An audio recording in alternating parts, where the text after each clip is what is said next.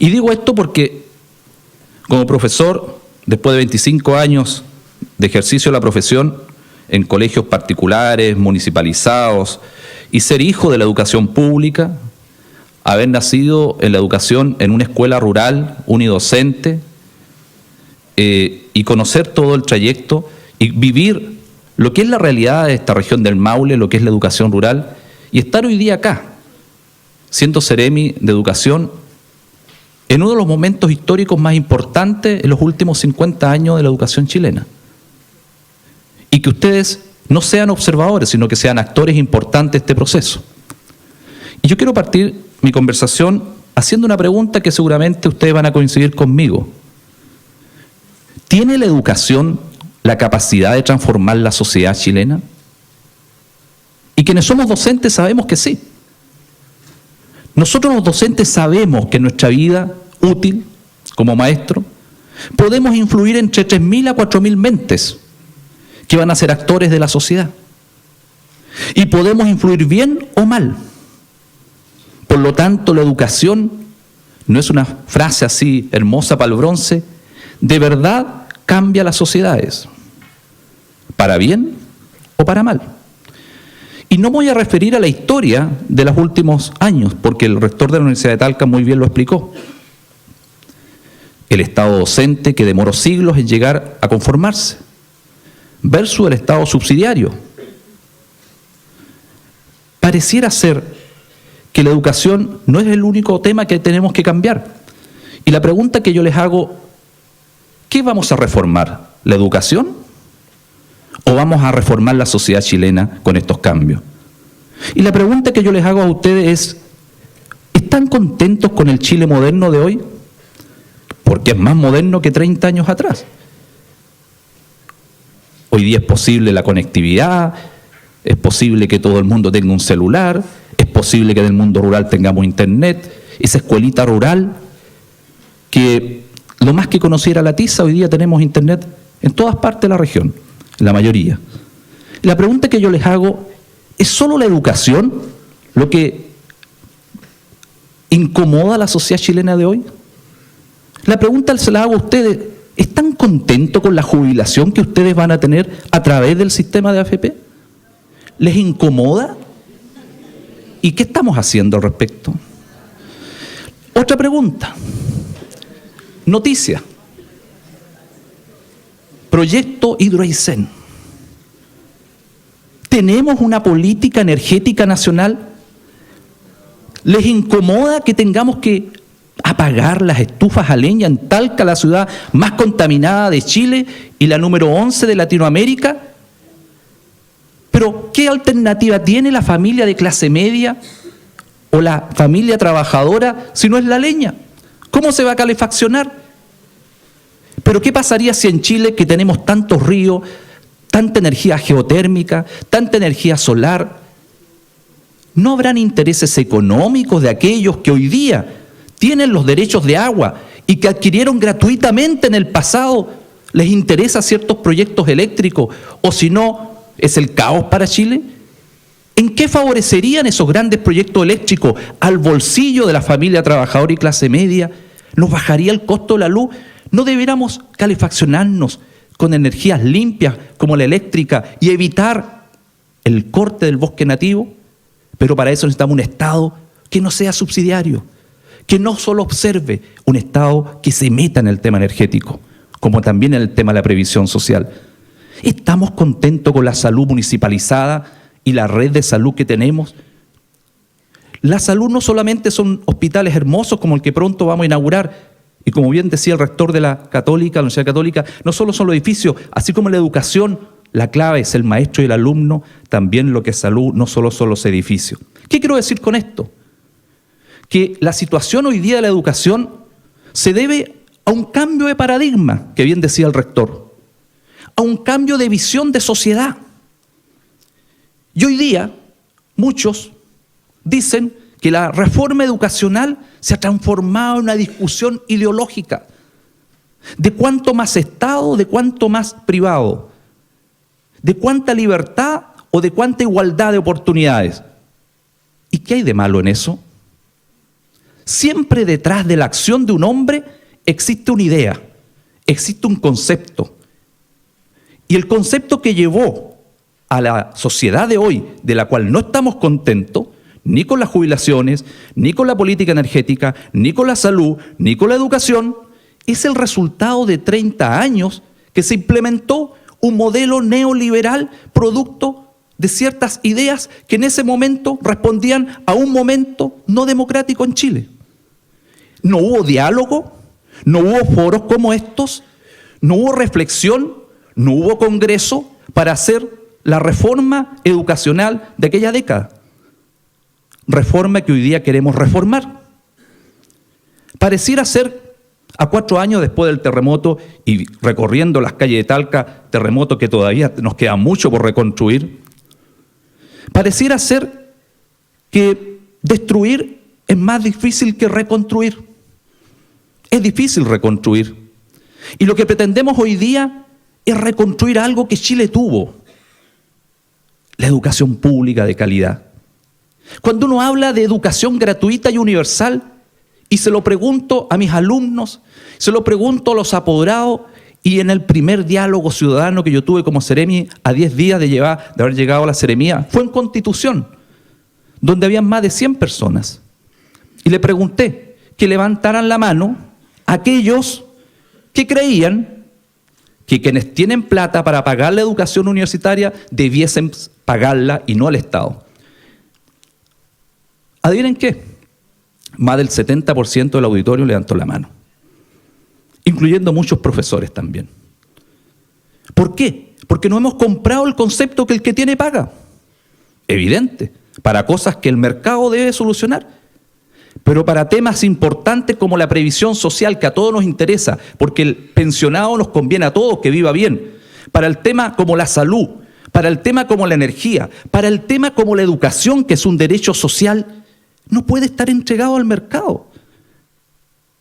Por lo tanto, ¿por qué los hijos de aquellos que tienen más en Chile van a ser discriminados si quieren estudiar su carrera universitaria en una universidad tradicional o la universidad católica? ¿Por qué se le tendría que cobrar a ese joven por ser hijo de un empresario que gana dinero? No, lo discriminaríamos y ya no sería un derecho universal. La educación superior tiene que ser gratuita para todos, no solo para algunos. La justicia social la tenemos que hacer antes, en la reforma tributaria que está en proceso. Es ahí donde el que tiene más paga más, pero la educación es un derecho para todos. Por lo tanto, es importante que el Estado asuma su rol docente y deje de ser el Estado subsidiario, no solo en educación, también en la previsión, también en la energía y también en la salud. La pregunta que yo me hago: en este país no estamos jugándonos si esto tiene que ser un Estado estatista o solo mercado. Yo creo que coincidiremos la mayoría acá que tenemos una economía mixta y eso es lo que nos tiene que llevar. Pero al Estado lo que le compete y al mercado lo que le corresponde. Y la pregunta que yo me hago: si hay ciertas cosas en la sociedad que son de bien común, como la educación, la salud, la energía y las pensiones, ¿quién debe preocuparse del bien común? ¿El privado, que con justo derecho debe buscar el lucro? Porque el lucro en una sociedad de economía mixta es legítimo. Tiene que haber lucro en una economía mixta, evidente, pero en las áreas que debe ser permitido, pero no en educación. Por lo tanto, aquí el único que debe velar por el bien común en esos aspectos es el Estado. Y eso es lo que tenemos que discutir. La sociedad de hoy, aparte de no gustarnos, yo creo, en lo que es la previsión, la salud y la educación, cada vez estamos viviendo un Chile más violento, un Chile más discriminatorio, un Chile poco solidario, a pesar de la Teletón, a pesar de los desastres, pero se pasa el desastre y el terremoto y volvemos a este mundo consumista, a encerrarnos en nuestras casas y en nuestro universo. Pero ¿cómo no va a ser un Chile violento? ¿Cómo no va a ser un Chile poco solidario? Si desde la cuna, desde la primera infancia tenemos jardines infantiles para una clase social y para otra. Tenemos colegios básicos y medios para uno y otros para otras. ¿Dónde está el liceo público que hablaba el rector de la Universidad de Talca? ¿Dónde está ese liceo en Talca, en Parral, en Linares, en Curicó, donde llegaba toda la sociedad de esa ciudad? Donde en ese liceo y en esa escuela superior número 1, número 2 de mujeres o de hombres, estudiaba el hijo del obrero y el hijo del empresario. Y es ahí donde el niño compartía la colación con aquel que no la tenía. Es ahí donde surge el concepto de solidaridad, donde el niño con zapatos y 3, 4 zapatos para el año podía ver que otro niño no tenía los zapatos adecuados. Es ahí donde veíamos de que el otro niño no tiene el cuaderno tapa tanto, marca tanto. Cuando en esa época todos usábamos el mismo uniforme, las chicas con jumper, los varones con su uniforme, pero apareció el concepto del Estado subsidiario y hasta los colegios municipalizados tratan de imitar a los particulares subvencionados en el color del uniforme. Hasta el uniforme, no solo el CINS y la PCU, son elementos discriminatorios. ¿Ese es el Chile que estamos formando? Y la pregunta es, ¿quiénes son los principales opositores a este sistema, reforma tributaria, reforma educacional? A veces algunos, no todos, grandes empresarios. ¿Y cuál es el país que a estos empresarios les interesa tener? ¿Un país enfrentado? ¿Un país moderno que en pocas décadas podemos generar problemas sociales?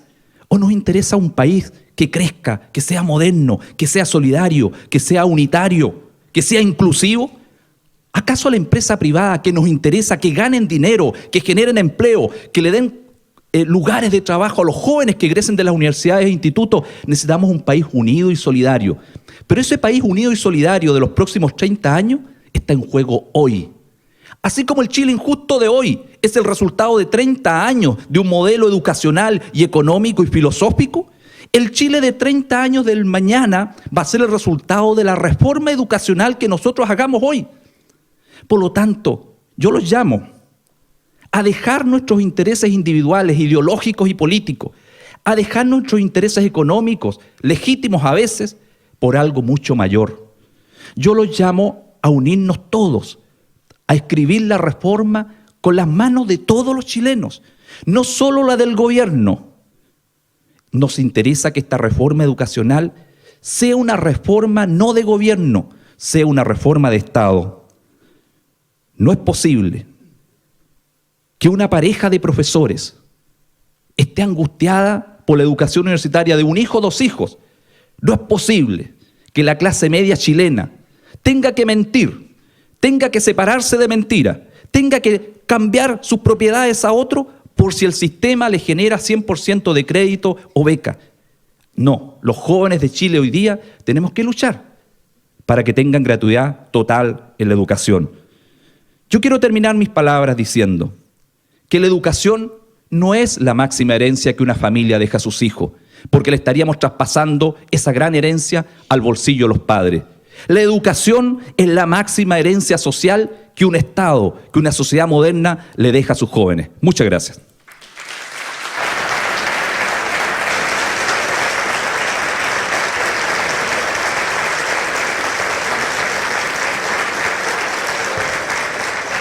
Muchas gracias, Seremi, por su presentación. Así es, importante, Lili, lo que hemos presenciado hoy día en este seminario interesante, y por supuesto tenemos también un segundo bloque que vamos a revisar en unos instantes más y que por supuesto que le va a interesar a toda la gente que está acá presente. Y les vamos a recordar antes que estamos transmitiendo este seminario a través de Campus TV, la televisión digital del Maule, y también a través de las radioemisoras de la Universidad de Talca. Y por supuesto también está aliado con nosotros el diario El Centro a través del Centro Televisión. Por supuesto, como les comentaba anteriormente, tenemos un segundo bloque que viene muy interesante, Lili. Sí, recordarles también a los presentes que pueden enviar sus preguntas. Ya este es el momento último en el cual pueden hacer llegar sus preguntas que están en los papelitos que cada uno recibió a la entrada, para que aprovechen de devolverlos ahora para poder entrar al bloque de preguntas con ellas acá. También que aquellas personas que a través de las redes sociales ocuparon el hashtag Reforma Maule, también esas preguntas las estamos recepcionando, así es que eso, apúrense, queda esta última instancia.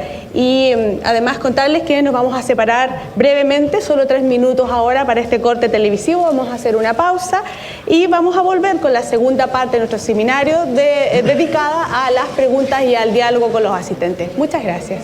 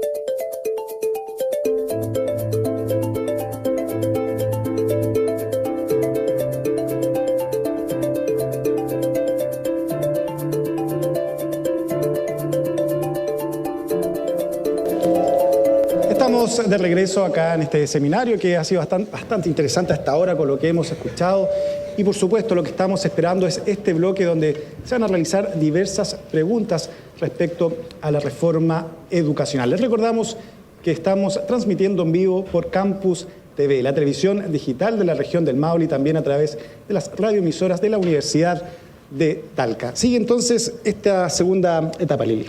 Sí, vamos a pasar a la sección de las preguntas, donde hemos recogido aquello que viene de las redes sociales utilizando el hashtag Reforma Maule y también las preguntas que entregaron los asistentes a este seminario que están aquí en el Teatro Abate Molina de la Universidad de Talca.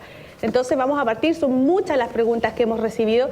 La verdad estamos contentos porque la gente está muy interesada en participar. Lo que no alcancemos a hacer en esta jornada, como tenemos su correo y la información de cada una, serán respondidas absolutamente todas y ese es nuestro compromiso, pero vamos a ir ahora un poquito aleatoriamente y separando los temas además para que todos nuestros expositores puedan tener la posibilidad de responder las inquietudes que ustedes nos han manifestado. Así es. Veamos entonces las preguntas. Son muchas, así que vamos a tratar de seleccionar solo algunas. Tenemos aquí a Hernán Soto Núñez. La pregunta de él, ¿es la solución a la educación de la región la creación de nuevas empresas educativas? Se lo preguntamos por supuesto, aquí al Ceremi. ¿Empresas educativas? Sí, es la solución crear nuevas empresas educativas.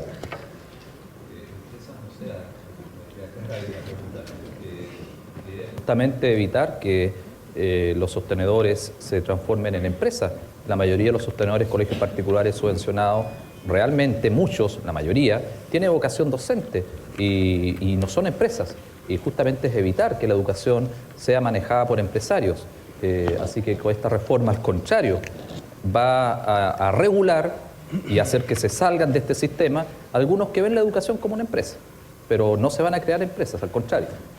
Muchas gracias. Marcelo Castillo pregunta, ¿cómo de manera efectiva se hace esa transferencia del discurso a la acción? Se promete innovación, integración y desarrollo, pero no se indica cómo se hará operativa esta situación, esta reforma puntualmente, que es lo que conversamos hace algunos minutos. Vamos a...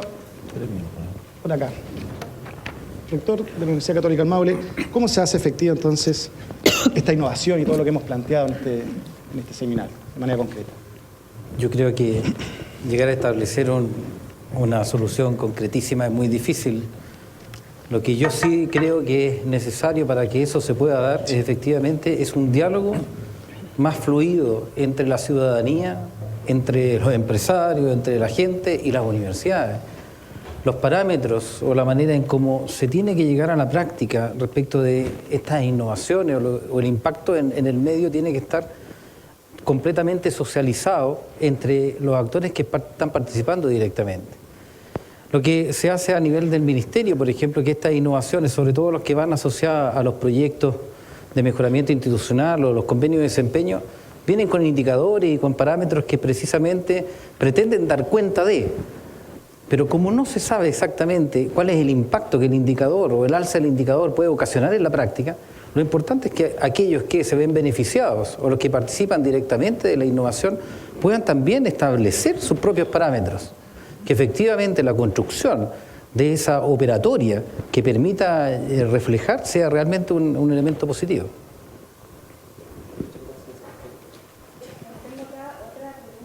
Sonia Uribe, ella es del Liceo Bicentenario, Oriente de Talca, y su pregunta va para los rectores, en este caso se lo va a preguntar al rector Álvaro Rojas.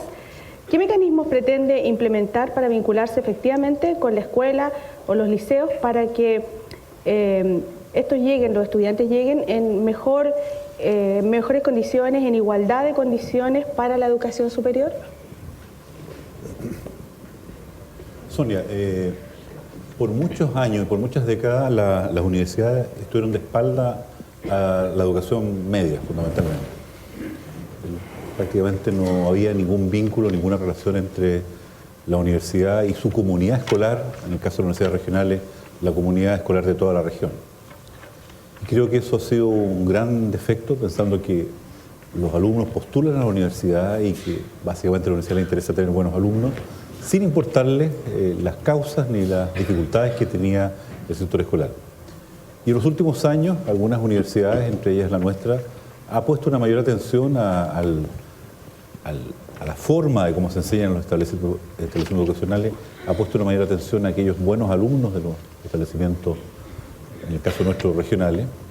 E implementamos hace 3 años un programa que se llama 25 Plus, que pretende también atender a alumnos de mérito de los colegios a través de un programa especial de ingreso. Pero no suficiente con eso, la universidad estima que gran parte de las conductas necesarias para tener éxito en la universidad deben ser fomentadas ya en el colegio. Y hemos inaugurado ya un liceo experimental virtual, un liceo virtual. Vale decir, los colegios independientes, las dificultades que tengan en su entorno inmediato en la enseñanza de algunas disciplinas, van a poder acceder prontamente a un sistema que está en las plataformas online de la universidad para poder estudiar de manera autónoma a través de metodologías probadas y muchas de ellas traídas del extranjero. Un estudiante que puede tener un déficit en química o en matemática, a través del liceo virtual va a poder ponerse al día, va a poder ejercitarse, va a poder hacer consultas y va a poder progresar y complementar la formación que recibe en su colegio. Y eso va a estar a disposición de toda la comunidad escolar, es un proyecto también del Ministerio de Educación, que creemos nosotros que es una contribución a una mejora de la enseñanza en la educación media. También la universidad va a implementar prontamente también un sistema de formación de posgrado de la comunidad de profesores, que debería ser sin costos para ellos, en donde nosotros quisiéramos actualizar conocimientos a través de diferentes metodologías de los profesores que están hoy día actuando activamente en el nivel escolar. La universidad pública, regional, en este caso la Universidad de Talca, es responsable no solamente de lo que ocurre en su entorno, en sus aulas, sino que también sentimos que la responsabilidad de la universidad también trasciende al espacio educativo regional, y los compromisos que hemos asumido es con los estudiantes en esta primera etapa a través del sistema 25 Plus y del liceo virtual, y la comunidad docente también ofreciendo oportunidades reales, accesibles, de perfeccionamiento a todos los profesores de la región. Gracias, rector. Seguimos, tenemos otra pregunta acá de Eduardo González Rojas de la Universidad Católica del Maule. Le pregunta al señor Francisco Martínez, jefe de División de Educación Superior. Dice, al parecer es sencillo hablar de calidad, pero para definirlo, ¿cuáles son los parámetros de la calidad o bajo qué parámetros de calidad será medida esta en la educación? Bueno, si alguien quería hacer una pregunta difícil, aquí hay una. Por supuesto. Calidad es un tema ampliamente debatido, no solamente en Chile, que ya sabemos, sino que a nivel mundial.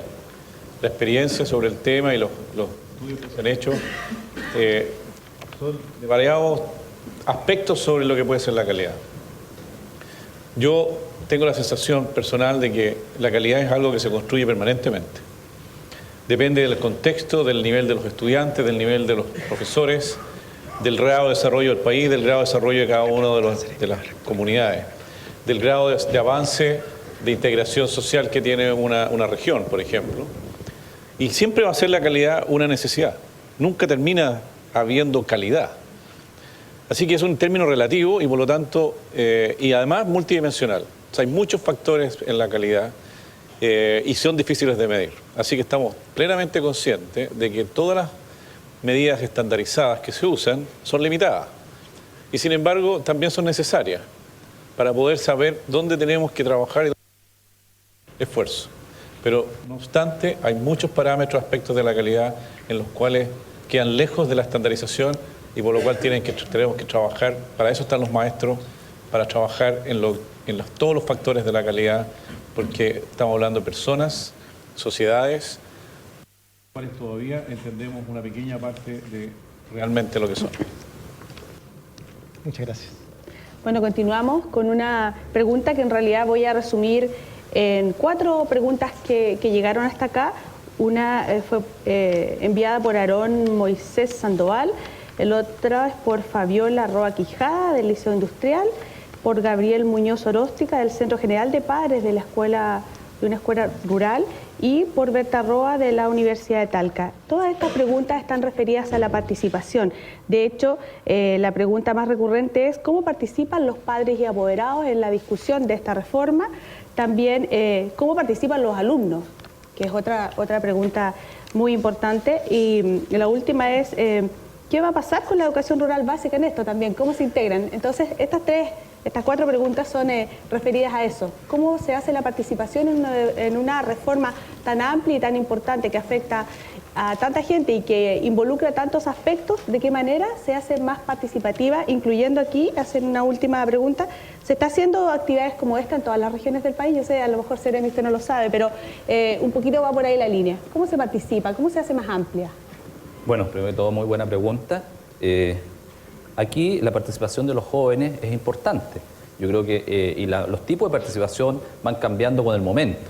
Si hoy día estamos discutiendo este tema aquí, es porque los jóvenes participaron muy activamente en los movimientos sociales. O sea, se ganaron el derecho en la calle a que este tema hoy día esté sobre la mesa política. Si no fuera por ello, creo y dudo que estuviésemos discutiendo este tema aquí. Por lo tanto, la participación de los jóvenes en la calle en un minuto determinado fue fundamental. Yo no digo que hoy día ellos no tengan el derecho a lo mejor de salir a la calle, pero el tenor de la participación hoy día, yo creo que ante una propuesta clave de la presidenta Bachelet y donde hay ya proyectos en el Congreso y proyectos que van a venir, hoy día la participación no solamente está en la calle, hoy día está la participación en las mesas, en las conversaciones, en los diálogos, los seminarios. Y esto, yo no sé en el resto de la región, pero al menos yo como Seremi de Educación respondemos por nuestra región y bajo líneas que el Ministerio nos ha dado, estamos haciendo este ciclo de seminario, pero estamos participando también no solamente con los alumnos, también con los sostenedores de los colegios municipalizados, que son las municipalidades. Tuvimos ya 2 reuniones con los alcaldes y sostenedores DAEN de la provincia de Curicó, provincia de Talca, y el próximo jueves con Cauquenes y Linares, donde vamos a dialogar temas como ¿qué? La desmunicipalización, en lo que viene. Y con los apoderados, también invitarlos a participar. Personalmente, este Seremi y los directores provinciales que están acá, que tenemos algunos presentes, estamos saliendo a terreno a solicitud de las comunidades educativas y también a petición nuestra, planificando. Un ejemplo, el otro día el director provincial de Cauquenes, en el Liceo Antonio Vara, un liceo milenario del 1837, centenario, dije, no milenario, centenario. Está bien que sea profesor de historia, pero no. Centenario. 400 y tantas personas, don Hugo Suazo, entre apoderados, profesores, estudiantes, concejales, todos. Y discutimos, conversamos, dialogamos. Es decir, estamos haciendo esto. Sería súper interesante que ustedes, a través de su jefe de DAEN, a través de su director o a través de su sostenedor particular subvencionado, nos hagan llegar a la Seremía, a las direcciones provinciales, su solicitud y nosotros lo podemos agendar, porque lo importante es dialogar y dialogar con la verdad.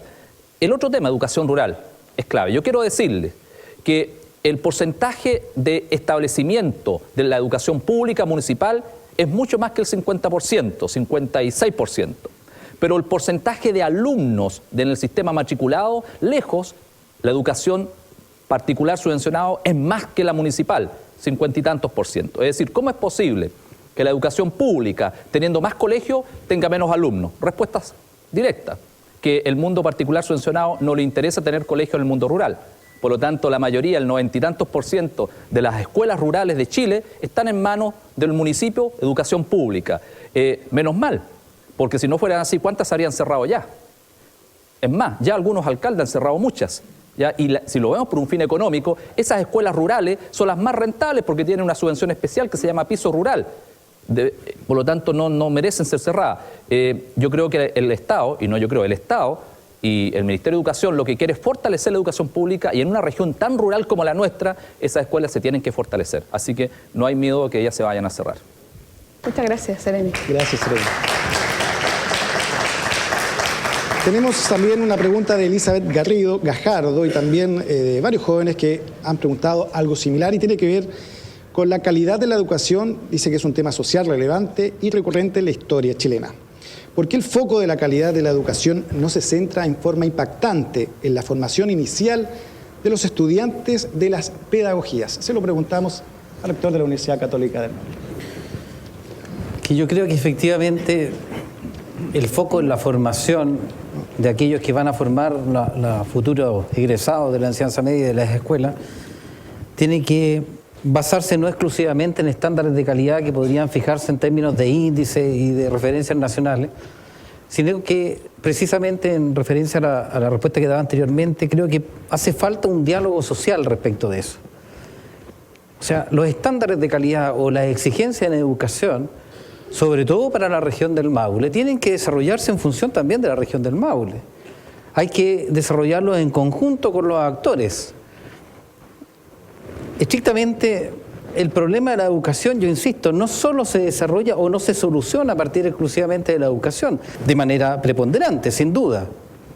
Pero hay distintos elementos que tienen que configurar una formación de calidad. La formación inicial docente pasa precisamente por ese diálogo con la práctica concreta, directa. Ese es un elemento concreto que tiene que ir transformándose.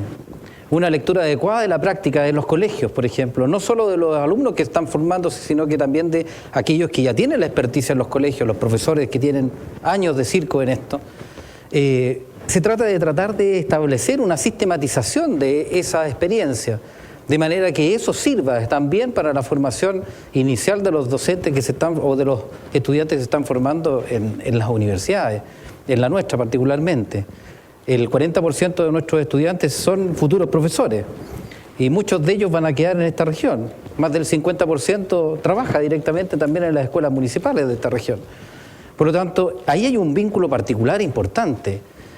Pero insisto, este proceso, si bien la universidad se tiene que hacer cargo de las conductas de entrada que traen los estudiantes para formarlos, este proceso no comienza con eso. Esto debiera comenzar en el preescolar. Debiera comenzar incluso no dentro del contexto escolar. El acceso a la cultura, por ejemplo, al concierto, a una buena película, a pintura, arte, baile, no es común para la gente. Por lo tanto, eso también forma.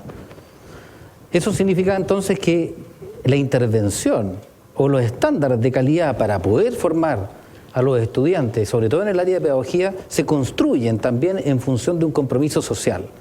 Un compromiso social con la región, con el entorno, pero también con las necesidades que el país tiene, en el sentido de estos mínimos, que son mínimos, no son las metas, pero tienen que estar consideradas. Yo creo que fundamentalmente el vínculo con las autoridades locales, con la misma formación, con las autoridades de los distintos colegios, con los profesores, es fundamental para poder hacer una buena lectura de la práctica y que contribuya positivamente a la formación. Muchas gracias. Bueno, tengo una pregunta que viene de Francisco Troncoso, el presidente del Centro General de Alumnos del Liceo Abate Molina, quien tiene aquí 4 preguntas, pero voy a escoger 2 que están referidas a la educación superior. En primer lugar, pregunta, ¿qué procesos se están estudiando para terminar con la segregación que entrega la PSU en el sistema educacional, que efectivamente hace que los estudiantes lleguen en condiciones diferentes a rendir esta prueba y por tanto el acceso a la universidad sea también desigual? Y por otro lado, ¿por qué el financiamiento? ¿Qué le parece a usted el financiamiento por asistencia o vouchers en los colegios de educación media y de luego a la educación superior? Y que no se haga por matrícula o asignación basal. Esto va para el rector de la Universidad de Talca. Puedo responder lo primero, sí.